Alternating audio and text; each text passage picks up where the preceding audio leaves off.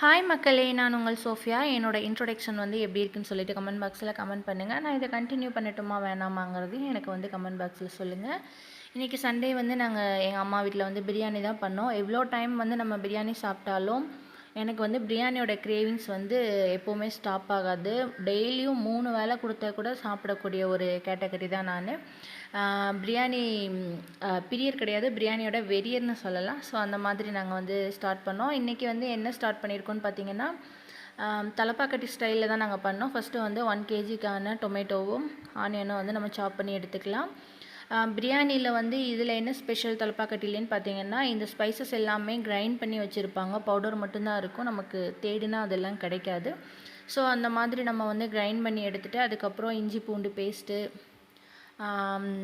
தயிர், மல்லி, புதினா இது எல்லாத்தையும் ஃபுல்லாக போட்டு நம்ம இன்னொரு தடவை வந்து கிரைண்ட் பண்ணி எடுத்துக்கலாம். அதுக்கப்புறம் வந்து நாங்கள் வந்து இன்றைக்கி எங்கள் அப்பாய்க்கு எல்லாேருக்கும் ஃபேமிலிக்கே பண்ணுறனால நாங்கள் வந்து இன்றைக்கி பெரிய பாத்திரத்தை தான் பண்ணினோம். ஸோ ஆனியன் இதெல்லாம் போட்டு நல்லா இந்த ப்ரௌன் கலரில் வதங்கினதுக்கப்புறம் அதுக்கப்புறம் நம்ம அரைச்சி வச்சுருக்கிற இந்த பவுடர் ஆட் பண்ணிவிட்டு நம்ம வந்து இஞ்சி பூண்டு பேஸ்ட்டு, மல்லி, புதினா இதையும் நம்ம வந்து போட்டுட்டு நல்லா அந்த பச்சை வாசனை போகிற வரைக்கும் வதக்கி எடுத்துக்கலாம். அதுக்கப்புறம் வந்து நான் வந்து 5 தக்காளி யூஸ் பண்ணியிருக்கேன் இதுக்கு. 1 kgக்கு குட்டி குட்டி தக்காளி தான். ஸோ 5 போட்டுட்டு ஆஸ் யூஷுவல் நம்ம மஞ்சத்தூள், பிரியாணி மசாலா, மிளகாத்தூள், வதங்கறதுக்கு தேவையான அளவு உப்பு இதெல்லாம் போட்டு நல்லா வதங்கினதுக்கப்புறம் நான் வந்து இந்த ஸ்டேஜ்லேயே வந்து லெமன் புழிஞ்சு விட்ருக்கேன். ஏன் அப்படின்னு பார்த்தீங்கன்னா, சிக்கன் நம்ம வந்து ரொம்ப சாஃப்டாக வரணும் அப்படிங்கிறதுனால வந்து நம்ம இந்த ஸ்டேஜில் லெமன் புழிஞ்சு விட்டோம்னா ரொம்ப டேஸ்ட்டாக இருக்கும். இப்போது கறிக்கு தேவையான அளவு நம்ம வந்து இந்த டைமில் வந்து உப்பு போட்டுக்கலாம். ரொம்ப ஜாலியாக இருந்துச்சு மக்களே.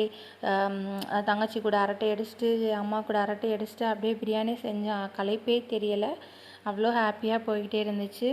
அதுக்கப்புறம் இந்த ஸ்டேஜில் வந்து நம்ம கொஞ்சம் போல் தண்ணி மட்டும் ஊற்றி உப்பு போட்டுட்டு நம்ம வந்து நல்லா ஒரு 15 மினிட்ஸ் ஆர் 20 மினிட்ஸ் வந்து நல்லா வேக வச்சு எடுத்துக்கலாம். இந்த டைமில் வந்து வேகிறது தான் நமக்கு வந்து அந்த பிரியாணியோட ஃப்ளேவர் வந்து நமக்கு ரொம்ப நல்லா இருக்கும். கறி வந்து நல்லா வெந்து வந்தால் தான். அதுக்கப்புறம் சைட் பை பார்த்திங்கன்னா, எங்கள் சிஸ்டர் வந்து தயிர் பச்சடி, அவங்க தயிர் பச்சடி ஸ்பெஷலிஸ்ட்டு. ஸோ அது போட்டுட்ருந்தாங்க. அப்புறம் லியாமாவை தூக்கி வச்சுட்டு அவங்க தூக்குங்கன்னு சொல்லிக்கிட்டே இருந்தாங்களா, அவங்களையும் தூக்கி வச்சுட்டு சைட் பை நான் வந்து பிரியாணியும் ரெடி பண்ணிக்கிட்டே இருந்தேன்.